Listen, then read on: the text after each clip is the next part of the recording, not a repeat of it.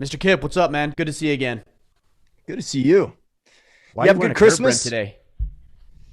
Well, I try to flatten it, and then it just It just keeps going curved on yeah, you. it keeps going curve on me. So Yeah, man, I had a good Christmas. It was good. Stuck around here, got some good presents, gave some good presents. All was well. How about you guys?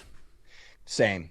I love Christmas at home, so I wouldn't have it any other way. So we laid low, took it easy. It was fun. Yeah, it Nice. was a good Christmas. Cool, man. And we were talking about this before we hit record. We've got some pretty good questions, some high caliber questions today to go through. So Yeah, I think yeah. I mean, Iron you Council members have infiltrated the Facebook group. yeah.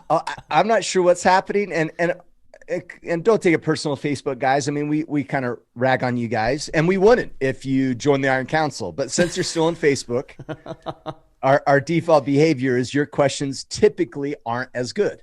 And this morning, these questions are great. Yeah, they're All super but good the questions. how do you eat soup with a big mustache? Other than that, all the questions were solid. Hey, I gotta be honest, as a guy with a stash, and I've had it for years now, like that's a Maybe- legitimate question, dude. That's a All right. legitimate question. Yeah. So, I mean, we all have major problems in life. Some of them are marriages falling apart. Others are eating soup with mustaches. So Or ice cream, each their or own. chili dogs, or any number of things that I no longer eat in public. Eggs, runny yolk eggs. These are things that I just don't eat in public. Just don't go for it. Yeah. That's funny. All right, Well, man. I guess Let's we'll get into cover some the questions mustache today. question. Yeah. Let's do it. What, are you just trying to get past our intro banter? Did you just do that? Yeah, well, what is there to talk about? We went through the hat. We made fun of the Facebook guys. We talked about beards. No, I jujitsu. mean, I think we. Oh, that's right. We didn't do. Oh, speaking of jujitsu, since we're talking about it, jujitsu shut down here for me for a couple of weeks, unfortunately. So if Ryan's angry and more frustrated sounding on the podcast, you guys know why. That's why. Well, I still do jujitsu. I just take it out on my kids instead of grown adults, Yeah. grown You're men. like, and for whatever reason, I've gotten so much better recently. Yeah. So good at jujitsu. That is actually an interesting thing because you roll around with your kids or whatever, and then you're like, "Oh, that worked," and then you go to do it on somebody else, and you're like, "Oh, that doesn't work actually." Totally. That's the funny. old Epictetus quote. I think it was Epictetus who said, "We don't," or maybe it was somebody else, but regardless, Archilochus it was. He said, "We don't rise to the level of our expectations; we fall to the level of our training." And Yeah. that's exactly what a lot of, myself included, men deal with. We think that we're going to outperform, that we're going to miraculously show up in circumstances that we have no right to believe that we can perform under. And we set ourselves up for failure. So train as much as you Yeah. can, because our expectations aren't what, in reality, aren't as good as we have them cracked up in our mind to be. Yeah. And the perfect example of that is every guy that goes, oh, well, if someone attacked my family, oh, guaranteed, man, I'm going to rise to the occasion and I'm going to defend them based upon what training, dude? Right. Or going And up we all against think somebody it. who's bigger and badder than you. Yeah. It's like, good Yeah. luck. And we all think it. We all think like, oh, yeah, of course I'd defend my family. Not based upon your training, you're not. Yeah. You're going to get your ass kicked is what's going to happen. Right. Agreed. So get training. All right. So we do have 3 questions from the IC. So let's Okay. cover those first, and then we'll jump let's into hammer 'em the out. Facebook group. All right. Do it. So for new guys, you'll hear us mention Iron Council. IC to learn more, go to orderofman.com/Iron Council. Eric Huer, I got the feeling from one of your podcasts that politics could be in your future. Do you worry if you get on that wrong side of things, you'll come after your work, the IC, and perhaps start a label as something bad? Oh, I don't care. Come after my work. Bring it on. Let's do it. Like, I've never shied away from my thoughts, my opinions, my perspectives, my beliefs, for better or worse. So, yeah, label what you want. I mean, quite frankly, the more attention that it gets anyways, the better it's going to do. Probably work out. Yeah. Right. And Yeah. if people notice me standing my ground and standing for what those same individuals believe in, they're only going to be drawn in more. The one thing you won't find me doing is acquiescing to people who don't necessarily see it the same way I do. Now, if I'm met with new information that exposes me to something I wasn't aware of, that's different. But I'm not going to pander. I'm not going to waffle. I'm not going to fall prey to the cancel culture or any of this stuff. Bring it on. Let's do it. Like, I have no problem with that. Which is the beauty of being able to work for yourself as well, right? Because exactly, who is it going to affect? The Iron Council?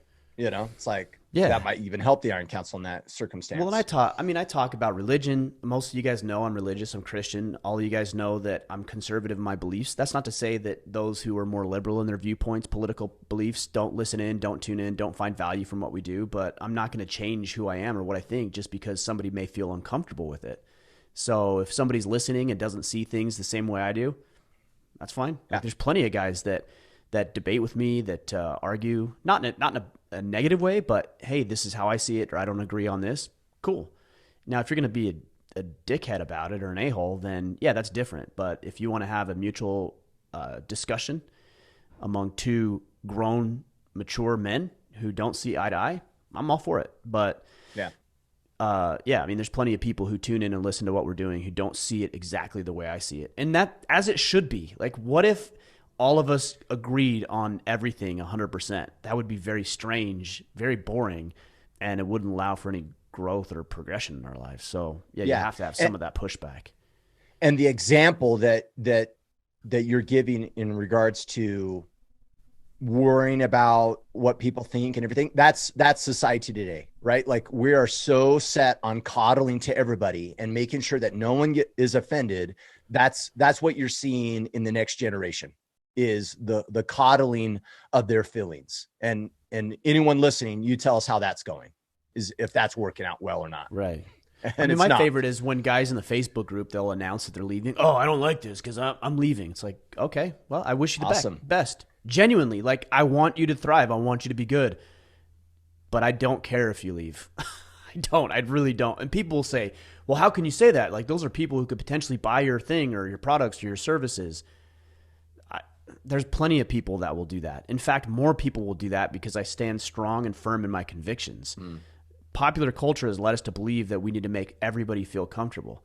In fact, my job is not to make anybody feel comfortable. My job is to share my perspective, what I believe about how the world works, what I think will serve myself and you guys and your families and your communities well. And if you're on board, cool. If you're not, cool. But I don't care. I really don't. Yeah, I care that men thrive, but I don't care if you aren't comfortable here. That's not my goal. Yeah. What's at the center of that mindset, though? Like, have you always saw it this way, or have you gotten to the point of disconnecting being liked and by a mass amount of people, and you've made the break between your self-value? Do you get what I'm saying? Like, have you always felt this way? And where's that coming from? No, in fact, for most of my life, I haven't felt that way. One of the traps that I fall prey to is wanting to seek the approval of others, wanting to be liked, wanting to be validated. That comes from a lot of insecurity that I've had growing up. Some of that was due to external circumstances, and some of it might just be my personality. So this is something that I have to rail against. I have to fight hard against. But I'll tell you what, the more that I worry about liking myself, the less I care about others liking me, which is actually ironic because the less I care about people liking me, the more that people like me. But the less it actually matters because I like myself. And that's the most important thing you can do. And would you say, in making sure that the mission that you're focused on is on the forefront of your mind, not necessarily like, I doubt that you are engaged in Order of Man on your council because it makes you feel good, but it's more about the mission and what you're trying to accomplish. And a byproduct of that is you feeling fulfilled. Yes, I think so. And also it does make me feel good, actually. Yeah. It does make me feel good to put information out into the world that has served me well and I think will serve other people. So, you know, we've got a lot of guys running around who believe that they shouldn't experience any sort of feelings or intuition or no, you should. It just shouldn't dictate every course of your life, but it's certainly a metric that you should consider. So I think just honoring yourself will produce massive results in your life.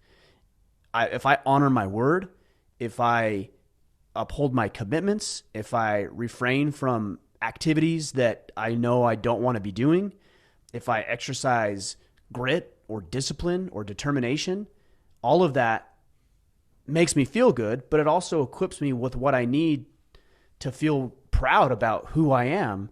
And everything else is just a manifestation of that. Like, I could not lead this organization if I didn't feel good about who I was. Not only would I not feel comfortable doing it, everybody else would see right through it. So I think if we strip everything away, strip the mission away, strip this away, strip external sources, strip validation, everything, strip it all away. If you just focused on being a man that you liked, that you could look in the mirror and say, I feel comfortable with that individual staring back at me in the mirror, that you look at your body and you feel good about how it is, or at least you're on the path, that you're educating and putting information into your mind, that you're honoring your words, that you're upholding your commitments, and you worried about that, everything else would fall into place. Your marriage would start to fall in line. The relationship you have with your kids would fall in line. You'd make more money. You'd be able to say things that you wouldn't say otherwise because you're so worried about other circumstances. You'd start a business. You'd get new clients. Everything would be better if you learned to do the things that would validate yourself, not looking for validation from other people. And what we're talking about is the integrity gap, doing what you know you should be doing, honoring your word. Anything else you would add to kind of that? How do you honor yourself or be in a position where you feel fulfilled? You know, I think the only other thing I would add is knowing who you want to be. And we talked about this, I think, a couple of weeks ago. We talked about being lost on the mountain. Do you remember that? You and I talked about that. And the way you find yourself is finding yourself relative to another point. So in order to find yourself, you have to have something you're striving towards. So there's the planning process. Then there's the integrity gap, the commitment, honoring your word, the factors that you just shared a second ago. But it starts with, that's where I want to go. Because without that, nothing else really matters. Yeah. Yeah. I like that formula, you know what I mean, that we're kind of laying out. Let me run this idea by you really quick and we can move on to the next question. But this is something that's been on my mind a lot of late, where, and I'm going to paraphrase it and I want to see if you agree with this concept. If there's an area of my life in which I am altering what I do and it's a result of someone else, it's because I'm out of integrity and I'm looking for justification of my action and blaming someone. Maybe. In a lot of circumstances, I would say that's right. But I also know that there's exceptions to that. So where it might be a legit, like, this, I'm actually being affected by this person, whether I'm blaming them or not. But should that change my actions though? Actually, yes.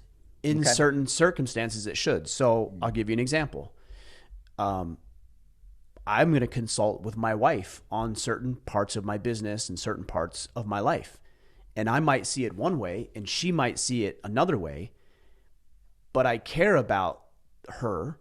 I care about what she thinks of me. I care about the influence and authority and credibility I have with her. And so I take that into consideration. And if she shares something with me that maybe I didn't see before or didn't have that perspective with my wife, I'm going to take that into consideration and I'm going to apply that to varying degrees based on what I think is right in my own personal life in order to foster a deeper connection between us, in order to build influence and authority and credibility, because I want her to feel good about who I am. I want her to validate me because that gives me that authority that we're talking about.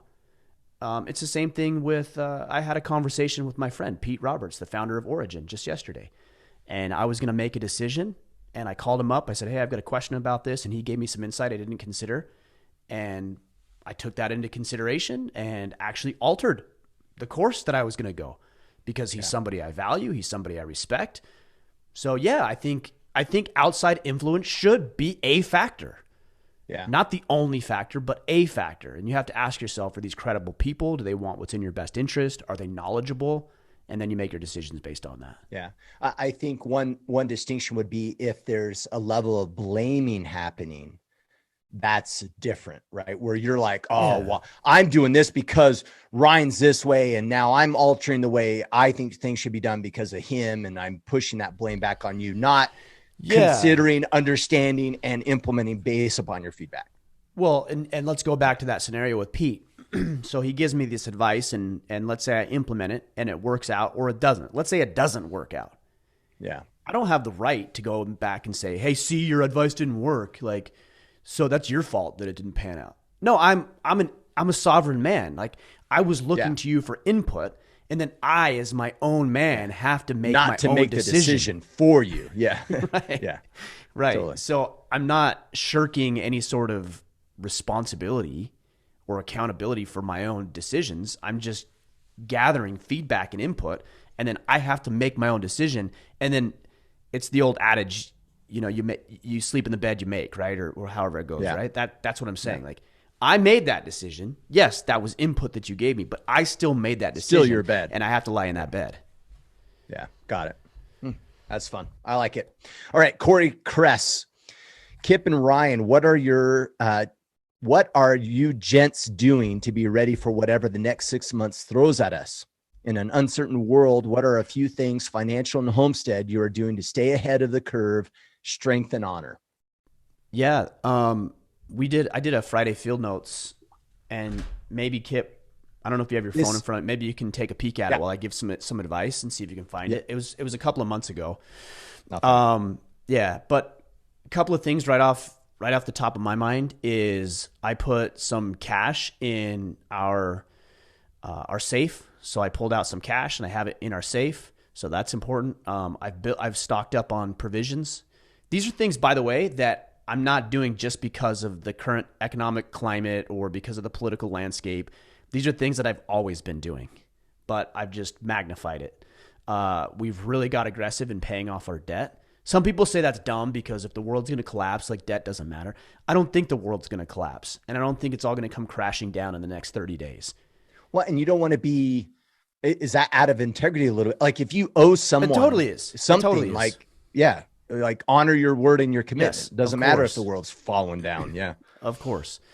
So building up food storage, water, ammunition, and then there's training, right? So there's martial arts. There's me and my two oldest boys have been shooting the guns and doing martial arts, and me and my oldest have spent a lot of time in the gym over the past several weeks. So there's that. Making sure that we have emergency plans in place, that if we're all here, what do we do in this case? What do we do in that case? If we're separate, what do we do if we're separate, and how do I get home, or how do you get to where you are? Do you stay put? So working through those scenarios. Home security is something that we've revamped. We did a podcast on home security probably 6 months or so ago. So we've got a home security system in place. We've got layers of protection. We all have the plans and the processes, and we know what they are. These are things that you should just be doing regardless. I love Lord Baden-Powell. He's the founder of the Boy Scouts. Quote, somebody once asked him, because the motto of Boy Scouts is be prepared. And somebody asked him, well, what should you be prepared for? And he said, anything. And that is the right answer. So your job as the leader and the patriarch of your home is to consider possibilities and scenarios and situations that you and your family may bump up against and start preparing for those things. And if it never happens, great. These are situations that we don't wish upon ourselves or our families, but you'd rather be, as the old adage goes, a warrior in the garden than a gardener in the war. Yeah. And there's confidence that your kids will get from giving them these skills, and there's just some natural byproduct benefit, right? Like, of course, you were teaching your kids, making a fire recently. I think you had it on your Instagram. It's just a couple of days ago. Yeah, that's just good valuable lessons and self-confidence. Like, whoa, I can do this, right? If in the event that I need to. And so, not only that, I mean, that's beneficial, of course. And I think those are the immediate benefits that everybody sees. But also, we spent time together laughing and having fun and trying and failing and winning and succeeding. And we were just together. So there's a lot of intangible benefits that come with working through this stuff together if you include your kids and your wife in the process and you actually make it fun. Especially with kids, gamify it. How much money can you save? How much food can we set aside? Or even organizing your pantry or your cellar, whatever it is that you have, and getting them involved in the process and letting them see it grow and why it's important. And teaching, my wife is really big into homesteading, so growing a garden. And my son, my oldest son, the other day, Trish gets this magazine with all the seeds every year that you can buy and different things. And my son was sitting down for breakfast and he grabbed it out and he started circling all the seeds and different plants and things that he wanted. And she was so excited about that because that's something they get to do together. And then she's got bees, and me and my boys grew a food plot. And so there's just so much that you can do, and you can evolve them, and it can be a wholesome family activity and also get you in a better position should you have to use a garden or your home security system or your emergency plans or whatever it is that you put in place. Yeah, totally. And from our perspective, that's why Asia and I we finished our EMT training. Yes, exactly. How often do I need that? But we thought, man, you know what? Not only are we going to finish our EMT training, we're going to volunteer on a regular basis so we keep our skills up. And then I'm having a paramedic bag in my house. Yeah. I have my BVM. I have all the proper equipment in the event, tourniquets, everything else. Right. So then that way we're in a position to actually, I stop myself from bleeding out after my wife stabs me after a fight or, whatever. So exactly. Yeah. Hey, so on that note, you've said that your wife doesn't listen to the podcast, I think. And I don't think she does. Right. Well, let me let you in on a little secret here. Uh-oh. No. I've said that my wife doesn't listen to the podcast either. So I woke up the other morning and my wife was getting ready for the day, and I, walked in there and she had the podcast on, and she's like, I have a confession. And I'm like, what is it? And she's like, I actually listen to your podcast occasionally. And I was like, oh man, I got to be careful with what I say now. I actually got to tell the truth now if she's going to be there to corroborate and set me straight if I happen to stretch something a little bit further than it needs to be. Yeah, that's funny. That's funny. Well, here's another funny part is I was in a team meeting with some of my employees last week, and someone goes, oh, it's like what you said on the last AMA, and someone made a reference. I'm like, really? And I didn't say anything. I was like, yeah, good point. And I just moved on past it. And I thought, my employees are listening to this, which is, it's cool. No, it's good.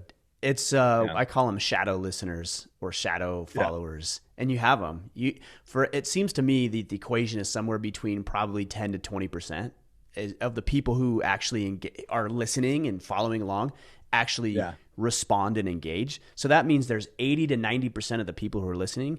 They're listening, but they're not engaging. And then all of a sudden somebody will say something. Oh, it's like you said on that podcast. You're like, wait, I didn't even know. It's like, oh yeah, I listen all the time. They're listening. Yeah. Same thing with your kids. Kids is the same thing. Your kids will say something one day and you're like, positive or negatively, you know exactly where they got it from. And you realize, oh, they are listening even when you don't think they are. Yeah, and they use that stuff against you. Oh yeah, they're not against you, but you know what I mean. No, totally against you. Why are you mad, honey? Oh, because I choose to be dad. You're like, okay, got it. No, they use it in the right context, but let's make no qualms about it. They are manipulative little creatures, and they totally and completely use it against you to get what they want. Let's be really truthful about that. Yeah, they're they're experts at doing that. So the Friday field note that you're talking about, it wasn't 4th and 10. You're thinking elevate your problems. No, it was way before that actually. So even 4th and 10. Yeah, the COVID agenda. It was more tactical than 4th and 10. I'll go back and look for it, but let's move on to the next question, and maybe in the meantime I can track it down. Sorry, you failed. I know. I was like, it's a Friday field notes. It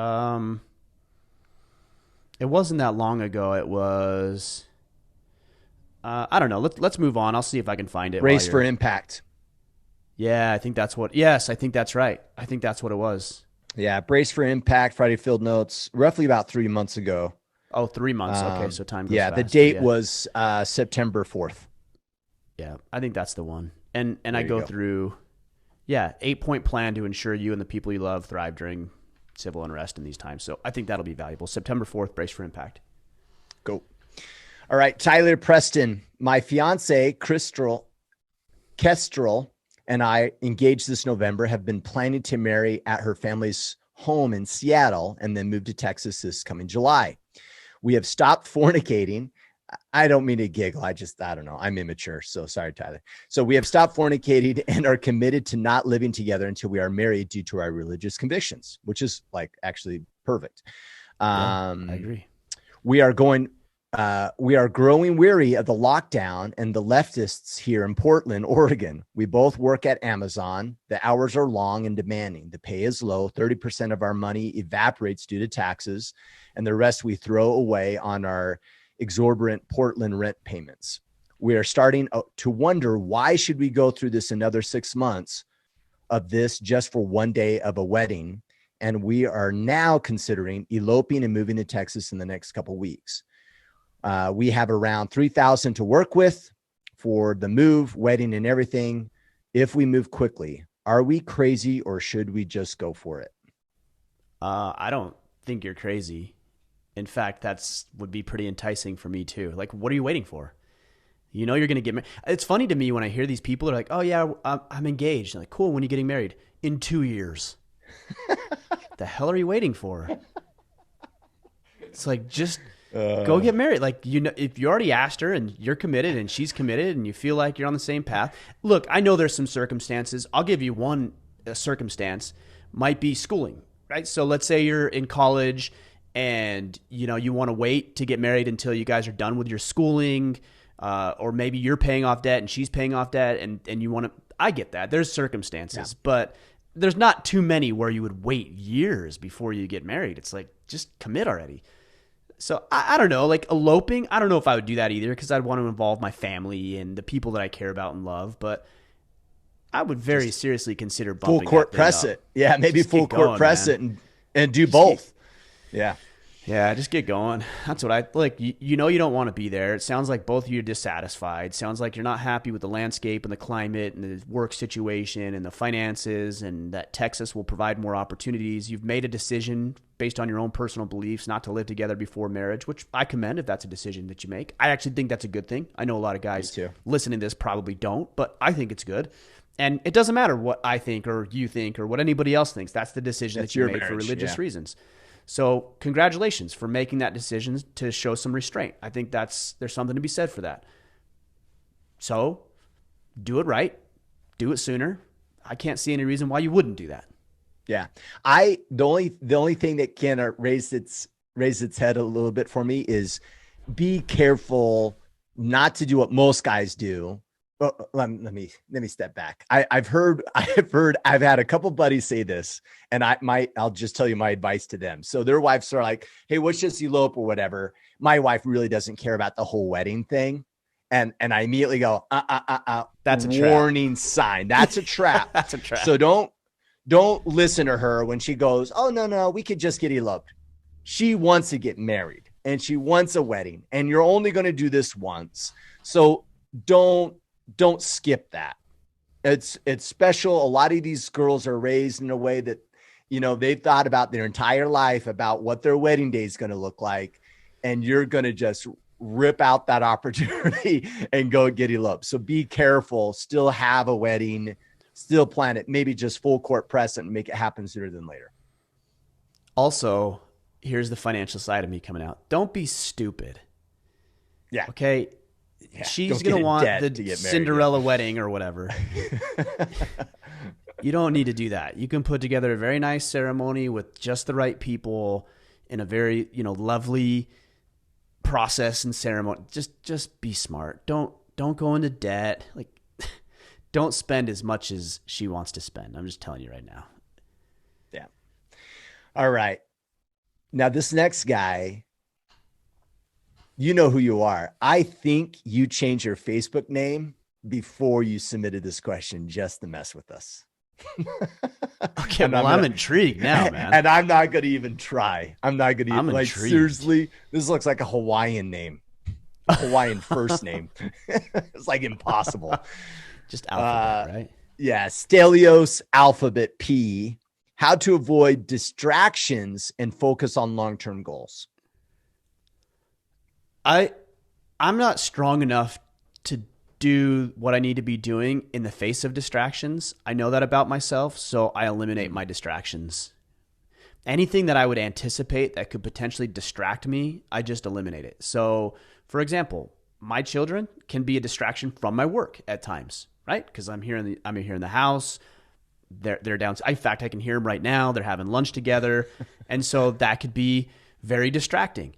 So I've established a boundary, and I have this little door hanger that hangs from my door. And when I'm recording or doing something where I can't have somebody coming in, I put that thing on the door, and I've communicated it with them. And I've said, hey, if this is on the door, I'm recording. Like, don't even knock. It's just non-negotiable unless somebody's dying. Like, there's nothing I can do. If it's not on the door, just knock, and then we'll probably be able to have a conversation. That's one little small thing. If it's a temptation to look at pornography or a temptation to drink alcohol or whatever your distraction might be, then just completely eliminate that distraction from your life. Put the systems and procedures and processes in place where that no longer becomes a problem. The other thing I would consider is working in time blocks. So there's some distractions that we know are not good for us. Pornography, alcohol, addictions, those sort of things. We know that, right? Totally. And there's other distractions that are actually okay, like my kids. Those are healthy distractions. Those are okay. So here's Ryan knowing that his wife listens to the podcast coming through. Yeah, that's right. So what you could consider doing is working in time blocks. So you're gonna hit it hard for 2 hours.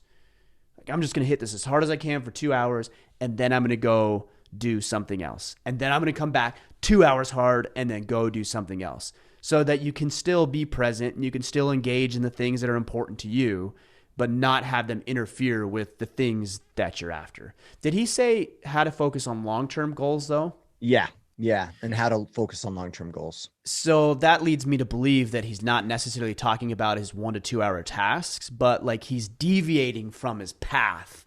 So maybe his long-term goal is this year to lose 50 pounds, whatever.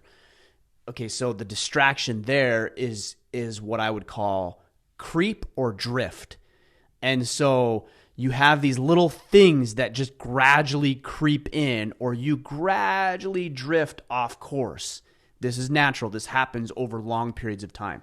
So what you need to shorten your time frame from long-term goals into 90-day segments like we've talked at length about. And then you need to have a process for ensuring that the things that creep in don't, and the drift that will naturally occur doesn't. And that comes you only with have 90 daily days. tracking. Yeah. You got to track it every single day. And there's no excuses and there's no exceptions. This is actually one of the reasons I really like Andy Frisella's 75 Hard. Is there's no excuses, there's no exceptions, there's nothing. It's like you either did it 100% or you did it 0%. And I think there's a lot of situations that we as men could take in our lives where it's all or nothing. It's not, there's no such thing as 95%. You either 100, it's like being pregnant. You can't kind of be pregnant. Like you either are or you're not. There's no in between. Same thing with this. You either did it 100% to the standard or you did not do it at all. And I think we need to take more of a hardline stance on our own behavior throughout the day. Yeah. And Stelios, you can learn more about our strategy that we use within the Iron Council by going to orderofman.com/battle ready. And that's really where we break things down into a 90-day period versus these long-term goals. Because what's the problem with a long-term goal? I got time, Ryan, right? Yep. Today's a bad day and this is a tough week. Next week. Yeah, Next I'll start week, tomorrow. I'll pull it up. I'll start tomorrow. Well, there's no tomorrow. There's today. That's it. Right. So. And there's not even today. There's right now. Now. Yeah. Good point. Good point. All right. Chris Garrity. First off, I've been following for about 3 years now, and I hate the podcast. I was joking. 3 years now, and this is my first post. Welcome, Chris. I appreciate what you guys are doing. My parents are divorced about 6 months ago. There's still a lot of hurt and bad feelings there. Christmas exposed those feelings a bit. Do you all have any advice on how to stay on the middle road without being attacked because I favored one over the other? I have told both of them what happened between them stays between them because I don't want to hear it. I think you're handling it right. Because what could happen is you could become that little high school trio where the one guy says, hey, tell so-and-so I like her. And then the other one's like, yeah, tell him that I like him. And then you become the middleman. And that's drama, and it's inefficient, and it's ineffective, and it keeps you from focusing on what you want to focus on. And then you position yourself as a pawn in their game. So I think you might be experiencing a little bit of that right now. I don't know how old you are, but it sounds like they are, based on the limited information we have, that they're attempting to manipulate and use you as a bargaining tool. And it sounds like you need to establish the boundaries. And here's going to be the hardest part, because you already know you've identified that there needs to be some boundaries here. You have to uphold them. Yeah. So when dad comes to you and says, hey, mom, so-and-so and so, dad, stop. You're going down the path. I already told you I'm not going to go down. So if you want to talk about something else or you want to do something else, happy to do that. If you continue to go down this path, I'm going to go ahead and see myself to the door, and I'm not going to be here for that. Because I told you already, I'm not going to be involved in this. And then when mom does it, you have to say the same thing. And so what you're actually doing that right now is you're conditioning them with regards to how you expect them to treat you. Yep. There's the phrase, we encourage what we tolerate. So if you tolerate this behavior from your parents where they're pitting you against each other and they're using you as a pawn, you're actually encouraging them because you're conditioning them to continue to do it. You need to retrain them. This is the same thing with a boss, a spouse, a child, even with my own kids. I need to retrain them at times because they think that we have a different relationship than we do. My oldest son, as he's getting older, he thinks that we can be buddies. Yeah. And we're not buddies. I'm your dad. You need to understand that I'm your father. And so I need to nip that in the bud as quickly as possible and then retrain how you are to engage with me and how I expect to be treated. But you can only do that through the difficult task of making them uncomfortable. And yourself too, because you're comfortable with the current path. Retraining is always going to be uncomfortable. But you need to start somewhere. You need to put that boundary in place, and you need to have those conversations continually until they get it. Yeah, and it's going to work. And I think that your parents are going to respect it and actually respect you for taking that stance, even though it's uncomfortable initially. I've had to do this in my family, and it's beautiful. Like I don't have to deal with any of this kind of stuff anymore. So, but it takes time. I wholeheartedly agree with what you're saying. The only reason I think somebody would not do this is because the pain of the discomfort of doing it is less than the pain it's more than the pain of letting them treat you like that and being engaged in the drama. Bash someone else. Yeah. Yep. Well, and let's be honest, how many people of us are, how many times have people gotten involved with drama? Why? Because we don't want to call the other person out and going, hey, we shouldn't talk bad about someone. So it's uncomfortable. And so we all participate in those kind of conversations. Yeah. I mean, imagine that. Imagine if they started to engage in that and you said to your dad, hey, you know what, Dad, I'm not going to engage with you talking about mom that way. If you feel that way, maybe you need to hold that into yourself, or maybe you need to share that with her. But I'm not going to allow you to talk to me about her that way. Yeah. Holy cow. Could you imagine how I think he would have a level of respect, or he'd be pissed. He might be pissed. And so that's good too, to know that there's a level of immaturity there that you've acknowledged and recognized. Well, and there's power in that communication of like, hey, Dad, I highly respect mom and I highly respect you. And just so you know, I don't put up with this from anybody, right? Even from mom or anyone else if they talk ill about you. And so the stance I take is I honor those I love, and that includes you. So let's not engage in that kind of conversation. I mean, that's fair. I think so. Yeah. I mean, this is all right. So okay. Do we know how old he is? We don't. I mean, he's got to be fairly. I assume he's fairly young. I don't know if he's still in the house or out of the house, but I mean, this is a great opportunity to become a man right here. Yeah.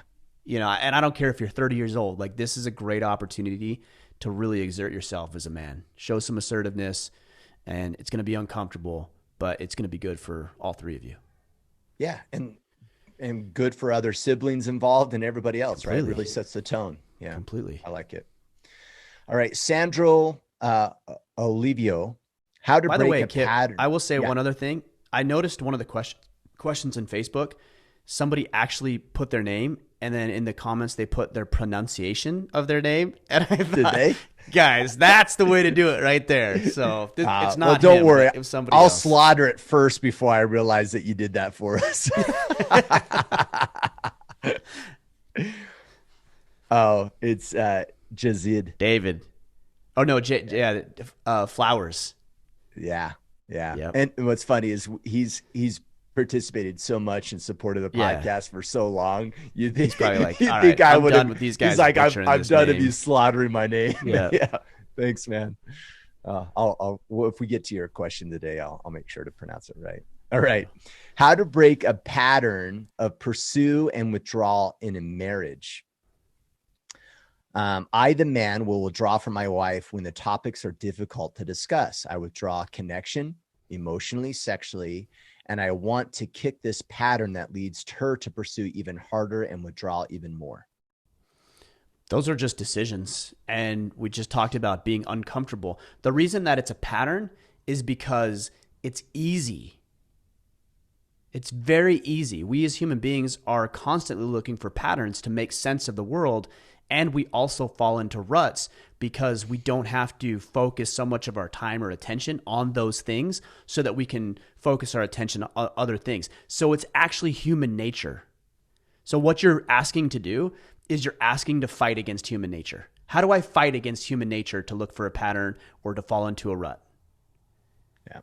It's simply a disruptive decision. And so the first time your wife wants to talk with you about something difficult and you want to withdraw, it's a decision to say, I'm willing to sit here and be extremely uncomfortable because this is important that she knows that I'm willing to communicate in a way that helps her work through whatever it is she needs to work through. And there's going to be a lot of discomfort. I mean, look, let's be honest. She's gotten out of her ruts for you. She's been forced to, because her rut is to talk, right? Her pattern is we address this, we deal with this. And you're forcing her out of her rut by not engaging with her. So you forced her hand not to be able to fall into her pattern. So Don't you think there might be a little opportunity for some give and take here? Or you can set up some healthy boundaries. So for example, hey, hun, look, I know you want to have this conversation right now, and you know that it's going to be a very difficult conversation for me.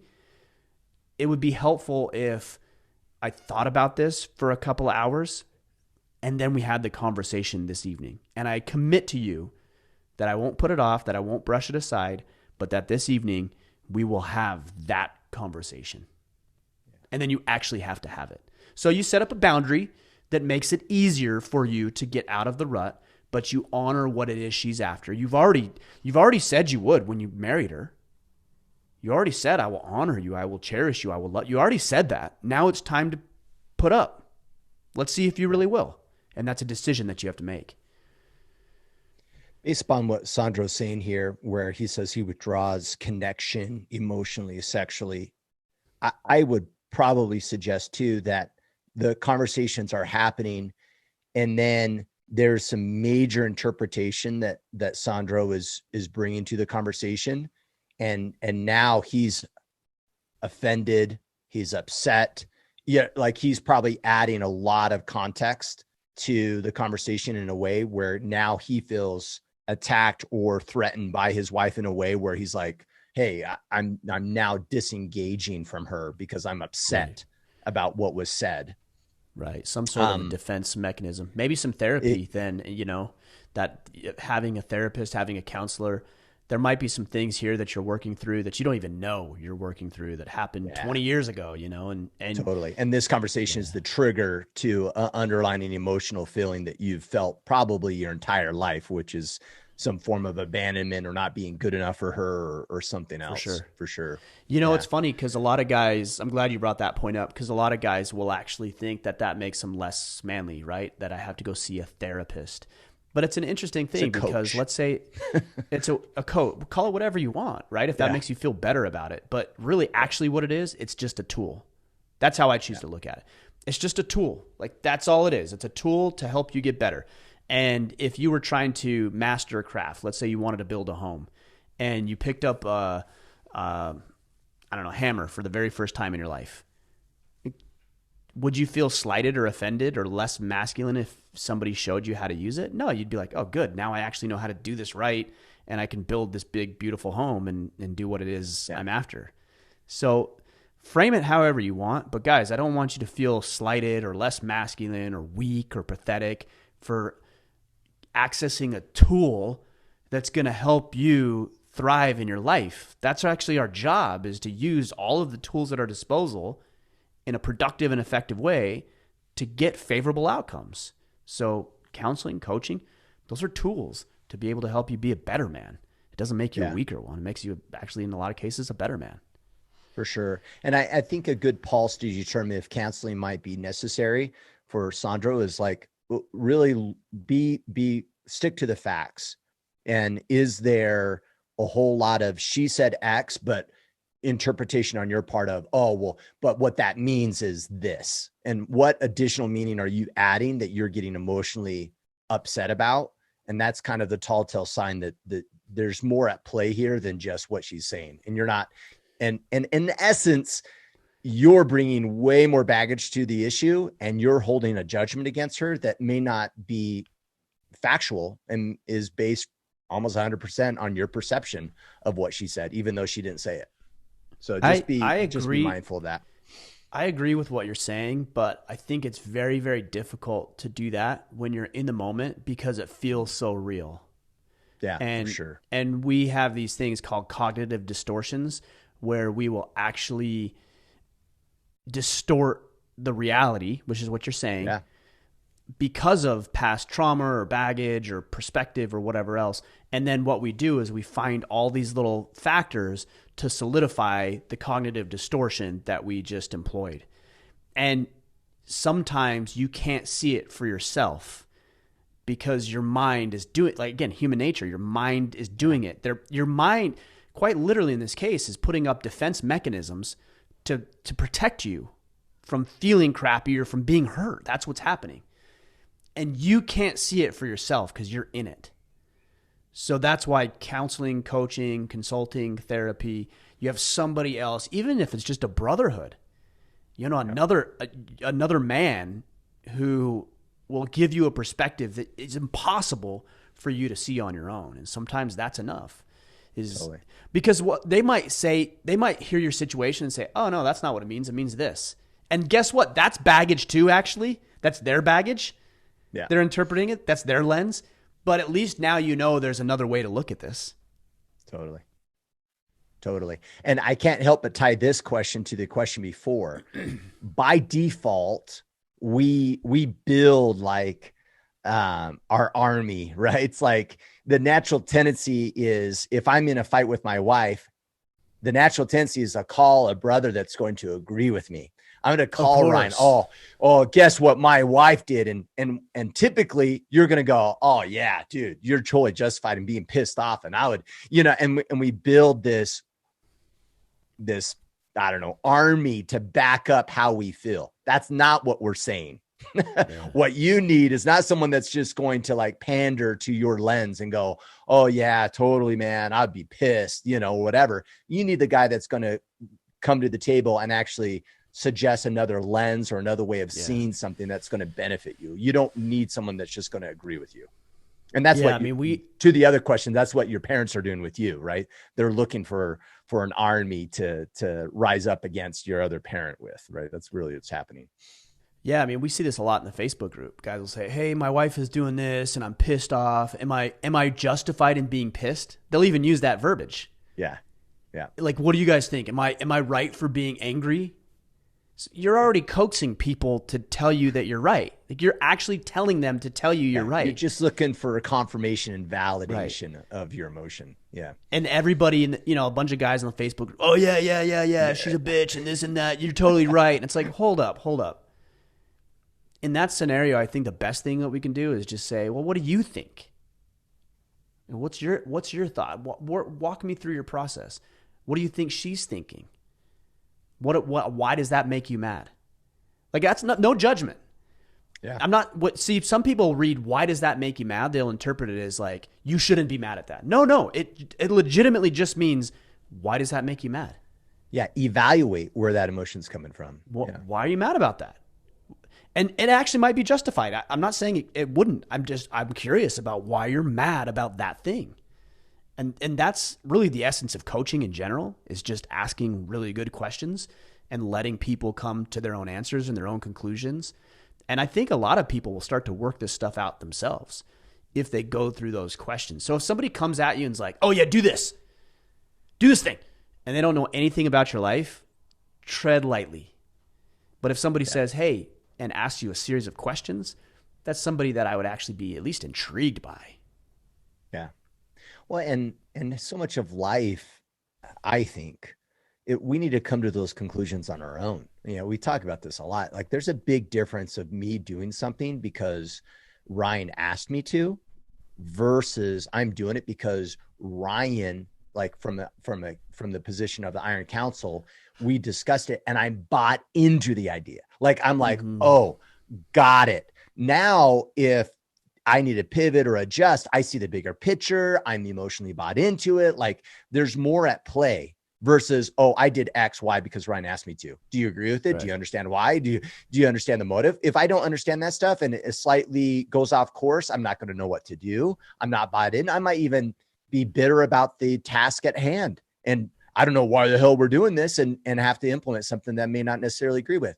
And that's part of asking questions from a coaching perspective, is like getting the person to understand the reasoning behind it. So they're actually bought into what they're doing and they understand it, not just they're doing it because someone told them to. And I also think there's levels to this too, Kip. For example, if you know nothing about any of the things that we're talking about, it actually might be in your best interest to incorporate a system or a strategy that we've shared, because it's already proven, it's tested, and so you just plug into it. But at some point, like a little bit of faith, you have to get that momentum. Yeah, right. That's a good point. Like, for example, if I know nothing about fitness, and I see this guy and he's a fitness coach and he looks fit and he's coached other people, there's a little bit of faith in me saying, I know nothing about it. He appears to know something about it, so I'll just do what he tells me to. And I think there's value in that, right? As long as you find the right, credible people. So last night, me and my oldest son this is going to go back to jiu-jitsu. We're training jiu-jitsu in our front room. We've got some mats, so we were rolling around. And I was doing some things, and he stopped. He's like, "What are you doing? That doesn't work." And I'm like, "I didn't know if it would work. I'm just experimenting." And that's he was where the "I'm your father" kind of... No, it was good. In that context, that's a good thing. Like, he's like, "That's not working." That's what he was saying. It's not working. Yeah. I don't know why, but I instantly got triggered. I was like, man, if I was doing my kids like, that's not working, I'd be like, let me show you. No, the reason it was okay for me is because I actually didn't know if it would work. I was experimenting. Oh, okay. I see. I was just trying different things. And he's like, "Why are you doing that?" I'm like, "I'm just experimenting." He's like, "Oh, that's weird. It doesn't work," or whatever. Right. Yeah. Got it. But I'm actually at the point where I can experiment because I have not all, some of the foundational principles in place. Yeah. When I went to if I went to my very first class and I'm like, I'm just experimenting on, like, I wouldn't even know what the rules are. I wouldn't know what rules can be broken, what needs to be bent a little. Like, I wouldn't know any of that. So I went and I was coachable. That's important. And I learned and I was receptive and I exercised some level of faith based on credible and relevant information. And I applied it. And then I built this solid foundation. And then that gives me the opportunity to step up to the next tier of now I'm going to try some things on my own. Yeah. Oh, this works. That doesn't work. Change this, tweak this, adjust that. But that can only be built on the foundation that you might just have to follow a little bit of faith on with other people. Yeah. Yeah. It's a good point. It's a good point. All right. Walt Hartnett, veteran service organizations. How can older groups like the VFW, American Legion, be relevant in today's world? Is there value in keeping these groups going versus starting a new veterans-based nonprofit? The keeping something going versus starting something new? Look, I'm not super familiar with VFW, with American Legion. I actually was part of American Legion when I was in Southern Utah. It's something that I signed up for.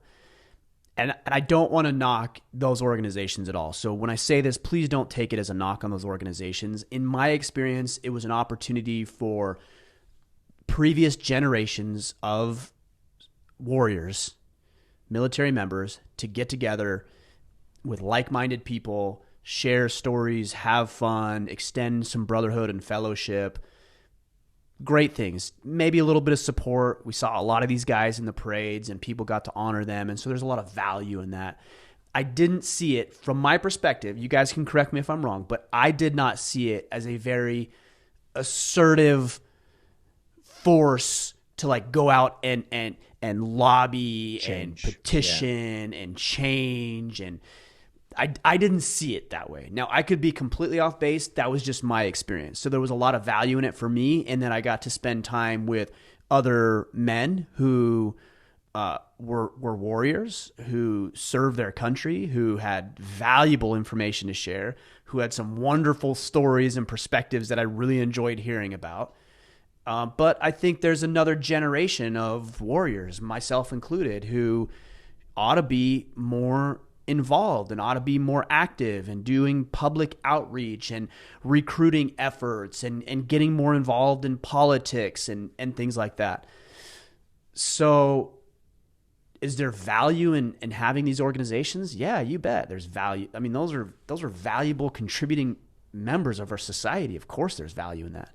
But there's also value in making sure that we're going out and we're petitioning and we're lobbying and we're congregating and we're discussing and we're getting engaged in politics and we're getting engaged with our communities and we're leading our communities and getting involved in nonprofits and charities and things like that. And that actually may have to come from a different place.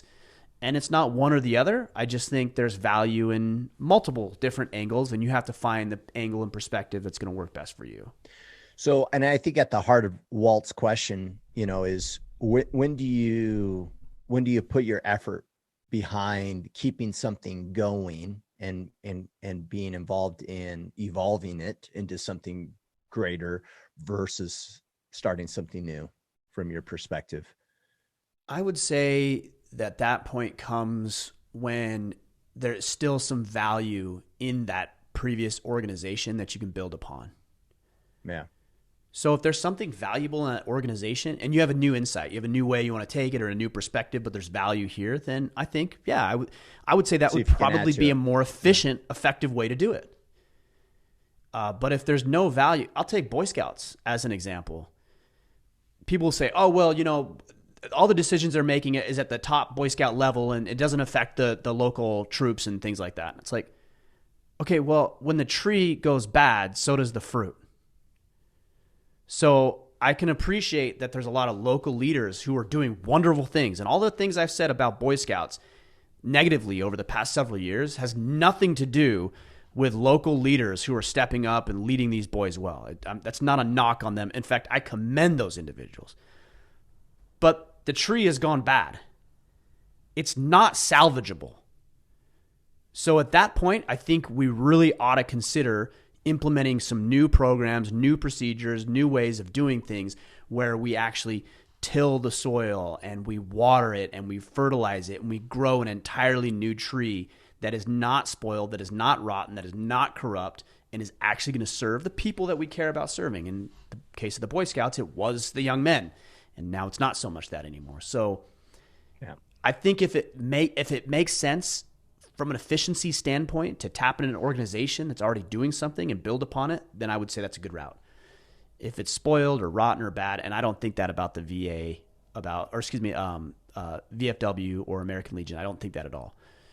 But if you feel like some organizations are, then I think you have a responsibility to start something that's going to do better in your mind. Okay. All right. Corey Bright, you cannot change or control others. You can only change and control yourself. I believe this, but how do you ignore someone else's contribution to a conflict when their faults are obvious, and knowing that if the other person does not change or take ownership of their faults in a matter, that the conflict will only persist? Context, marriage, where I believe all efforts must be made to preserve the relationship. I want to thank you guys for the Wednesday AMAs. Your gentlemen's efforts are not in vain. Yeah, it's taking ownership. Let me say it a different way. Taking responsibility is not at odds with taking the fault. Okay, so yes, in a marriage, it takes two to tango. And there are probably some things that she could improve upon on her end. It is in our relationship that she can improve upon in her end. And just because I choose to take responsibility for the marriage doesn't mean that I'm going to absolve her of any responsibility that she might have for her end of it. Yeah, or be closed-minded to the idea that she could still do things to cause disruption in the marriage, even though you may be doing your part. Yeah. And this is why Jocko wrote the follow-up to Extreme Ownership, the dichotomy of leadership, because he recognized and acknowledged that there's not exceptions, but there's dichotomies, right? There's opposites of this, where if you get too close to your people, then you're going to get in trouble. If you get too distant from your people, then you're going to be in trouble. So the answer typically lies somewhere in between. So you could take responsibility. So if you notice and recognize something in your wife that you feel like she could improve upon, you could take responsibility for helping her see that. Now, you ultimately can't get her to do it, but you can certainly influence her. Yeah. Maybe she's put on a few pounds. It's not serving her. She's losing energy and stamina. Like, it's not good. It's not healthy for her. And so you can take responsibility for that and say, hey, hon, why don't we join a gym together and go do something? Like, there's a tactful way to approach this, and I recommend you approach it tactfully. But you still need to bring it up. Yeah. Like, it still needs to be brought up. And part of the way you win these battles is by setting the groundwork beforehand. If I went to my wife and I said what I just said to you guys, if I said that to her, I would have more success saying that today than I would have if I tried to do that 7 years ago. Because 7 years ago, I was not a good husband. And there was no groundwork. There was no basis for trust and no authority in her eyes for me, no level of influence. Now, you bet. There's authority, there's influence, there's trust, there's credibility, there's love, there's mutual respect. And so if I came to her and I said that, it would be coming from a different place with more relevancy than the way it came 7 years ago. So how do we do this? Very small wins on a daily basis, honoring your word, up to keep taking the trash out when you say you will. Acknowledging and recognizing the things that she does well. Fostering her interest and hobbies and activities, not the things that you're interested in necessarily, but the things that she is interested in. And letting her know that she is valuable to you, that you care about her. And then when you come to her, and you do this for years, and you come to her and you say, hey, hon, look, I know you've thought this and we've talked about it, and your health isn't where it maybe could be, and I know you're tired, and I know you don't feel good about yourself, and is there some things that we can do? I have some ideas, but are there some things that you think that we could do together? That comes from an entirely different place, and she will be more receptive. That's not going to go 100% well in any circumstance, but it's going to come in a better place, and she's going to be more receptive to those types of things. So it's about building the foundation for years, and then you get to pick the fruit off the tree, to go with that analogy I was talking about earlier. You get to harvest, right? And at that point, you have the ability to say those things because you've done all the legwork up front. Yeah, totally. If you don't mind me sharing, I had a conversation. We mentioned this before we hit record. I had a conversation with a new battle team leader yesterday, and one of the things that I shared with him, I think is relevant to this. And just to clarify, so within the Iron Council, we have teams, and when you join the IC, you'll eventually be part of a team. And those teams may vary from, 10 to 15 guys. And this is your team. This is your brotherhood. These are guys that are holding you accountable. This is where you participate within the Iron Council. It's kind of a really great intimate setting. And we have some amazing battle team leaders. And I was talking with this new battle team leader yesterday, and I said that our ability to influence as team leads requires, to what you're saying, Ryan, requires a foundation, right? You can't just become a team lead and then jump to correct. Oh, well, let me give you accountability, Ryan, and let me tell you what you should change and everything else. That's not going to work. And so what's the foundation? Like, what's that baseline that needs to exist before we can actually be in a position to correct people? And I think the first one is our there's many words for this, but I like the phrase who you are being, right? The intention, your mindset, right? Like, why are you even, in this example, why are you even a battle team leader? If you're there for the reason of propping yourself up and feeling good about yourself and your ego, it doesn't matter what you do. Because Ryan, right? If I'm there to feel good about myself, right? We've all experienced managers that think they're superior, and they're in a management position because they think they're superior. It doesn't matter that they try to have a relationship with you. Why? Because it's not genuine.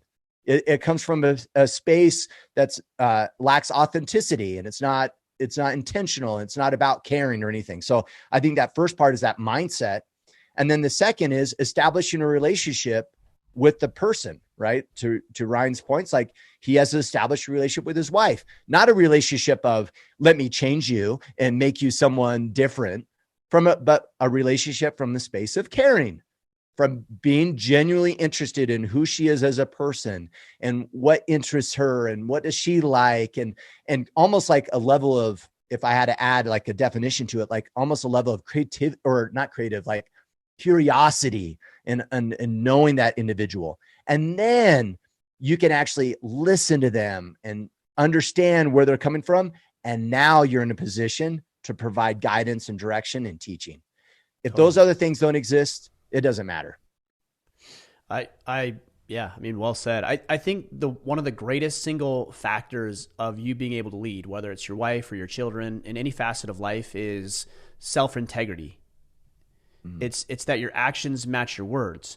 And what's very fascinating about this is that as you have integrity in your own life, people will be inspired and motivated by that.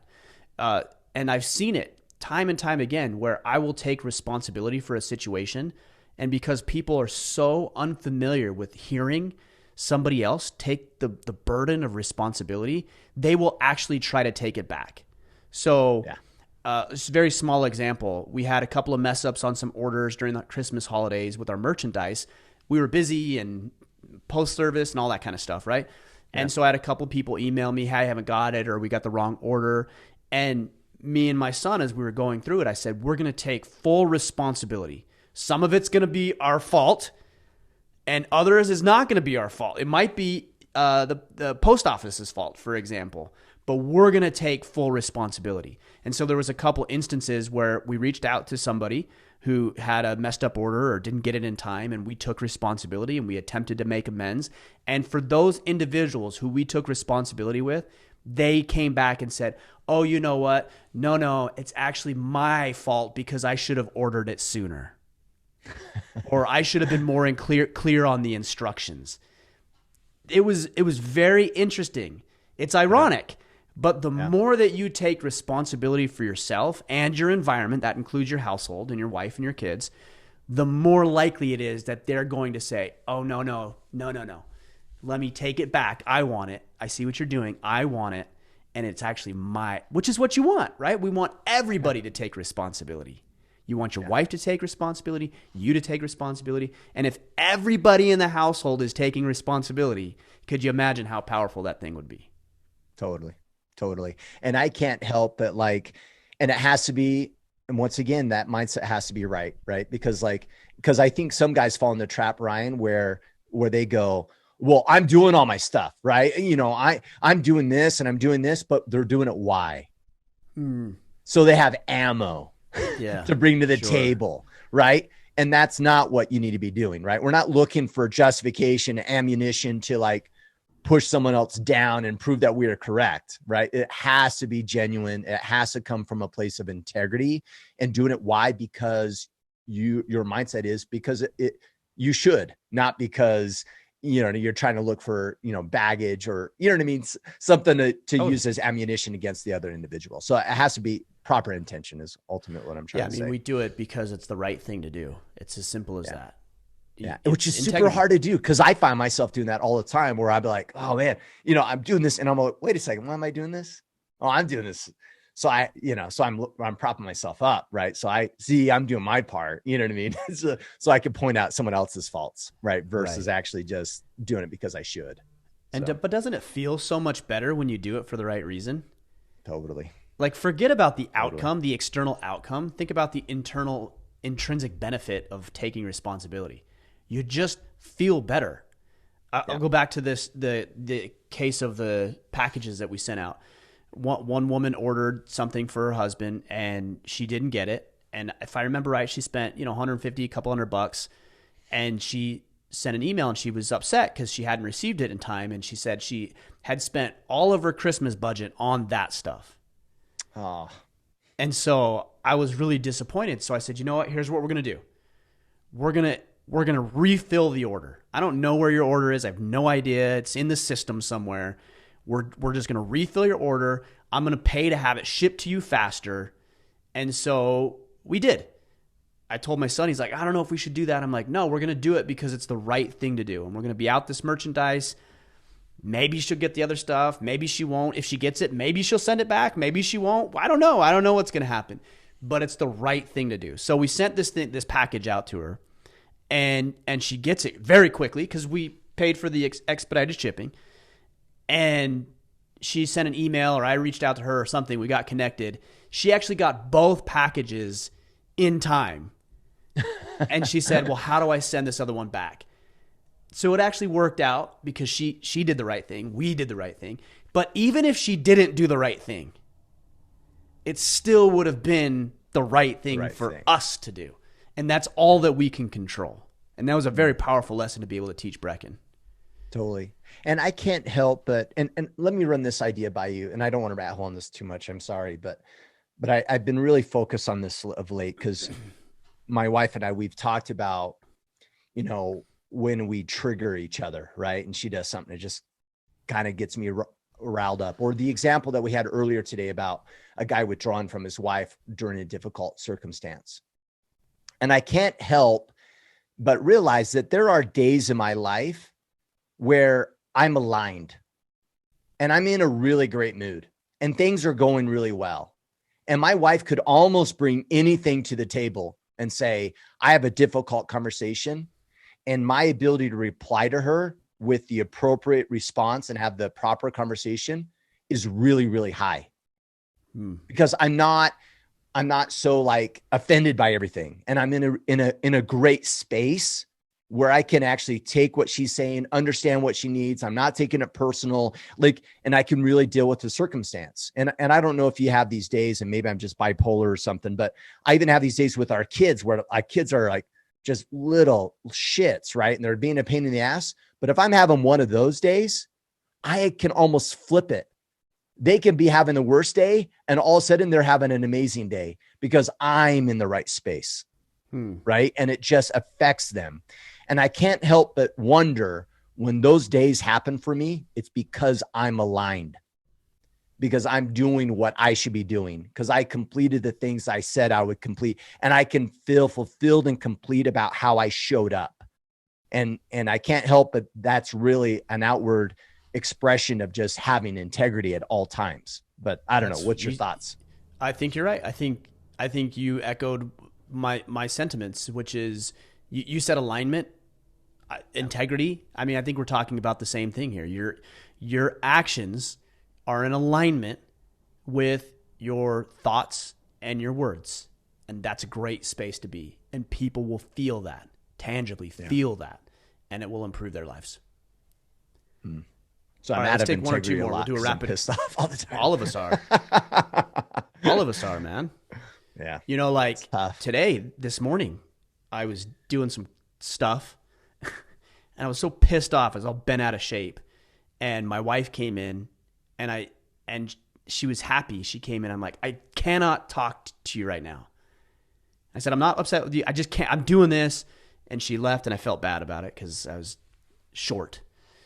And I went down there, and I was like, I'm sorry. I didn't mean to make you feel bad. I was just dealing with it. She's like, that's okay. I understand. And I thought about it for a second. I'm like, why did she say that's okay? I understand. Because I'm not always like that. Very rarely am I like that. If you're like that all the time, she'd be like, yeah, I don't understand. You're an asshole. Yeah. Right. Yeah. And also, I went to make amends and say, hey, I'm sorry. I was short with you. Like, I wasn't mad at you. I was upset and frustrated with this thing I was doing. And she's like, yeah, no problem. I get it.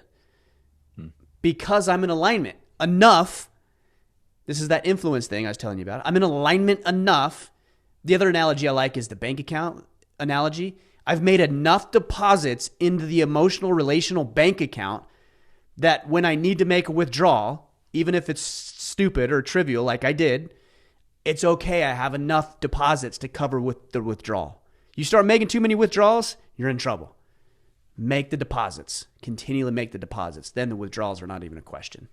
I'm not saying you should or it makes it acceptable. I'm just saying you have some capital there to cover it.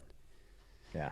All right. Kyle Johnson, how to build a schedule that focuses on long-term goals but allows for flexibility with family. Example is for training for a marathon, for instance. I'm trying not to just say the battle plan. I know. Keep to your goals in a schedule, but also be flexible. How do you pull off the flexibility side? Yeah. So I would say have your schedule, create your training schedule, whatever that looks like. Because did he talk about a marathon, or was that your addition to it? That's his example is training for a marathon. Okay. So create your schedule. Next, this is very important. You have to communicate your schedule. And then you have to take into consideration. So let's just do this in a process. Step number one, create your schedule. Step number two, communicate your schedule. Step number three, ask for their feedback. Get their buy-in to it.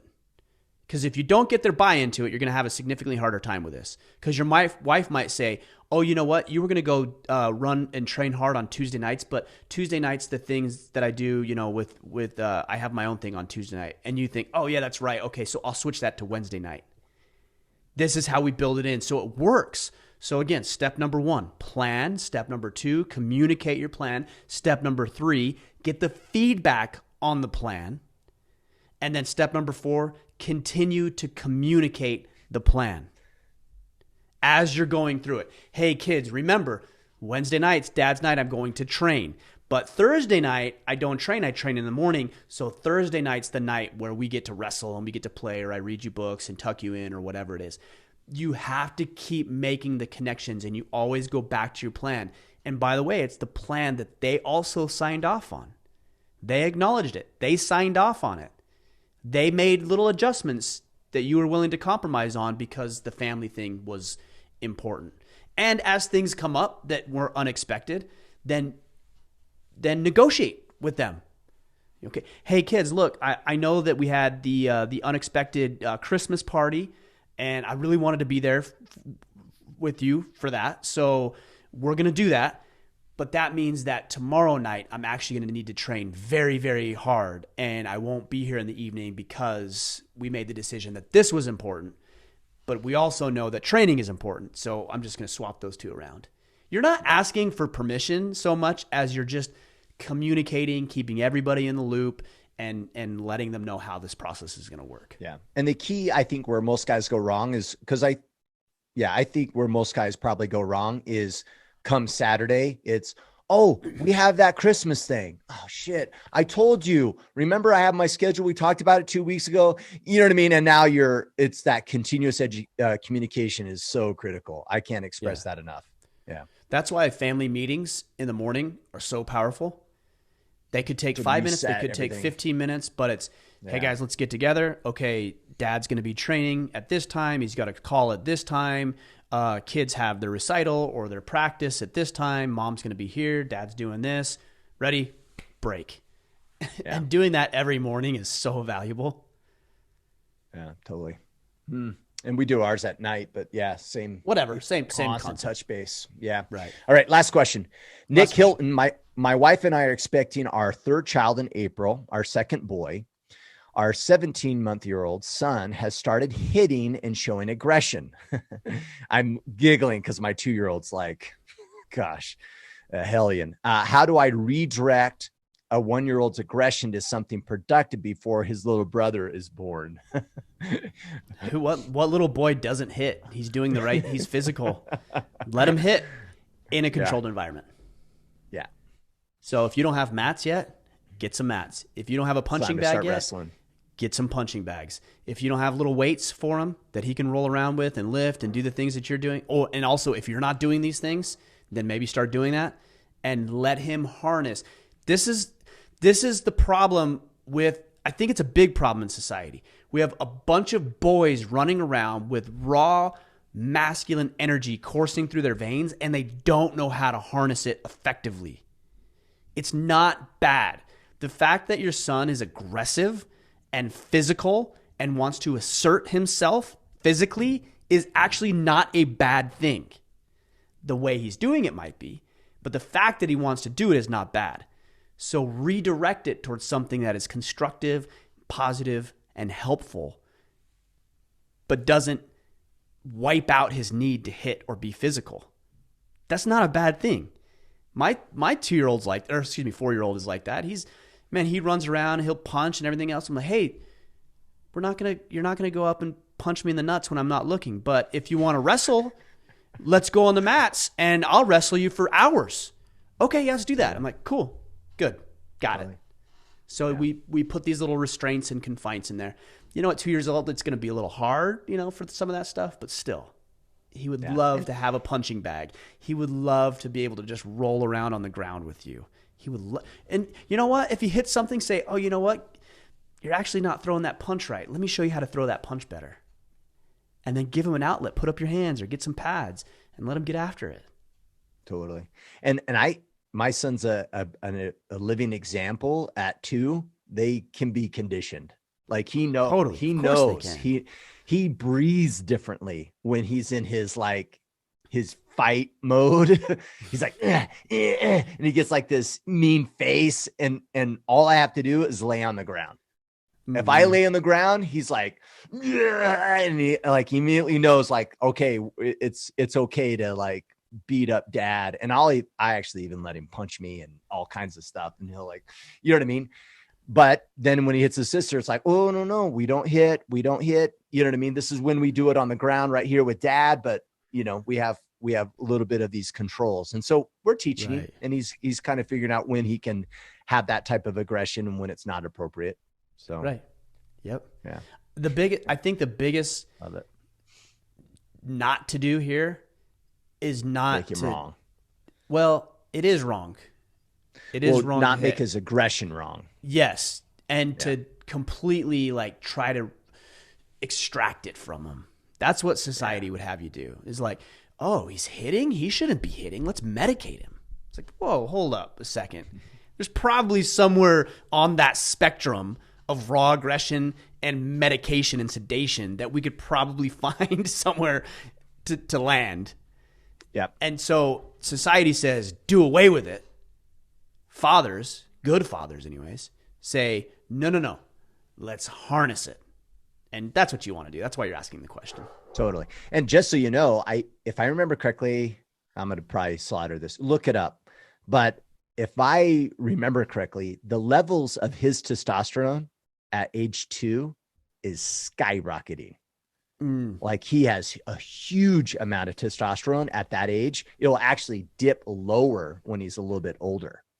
So he's getting a lot of testosterone at that little age. And it's a good thing. It's natural. Totally. All right, let's wrap it up.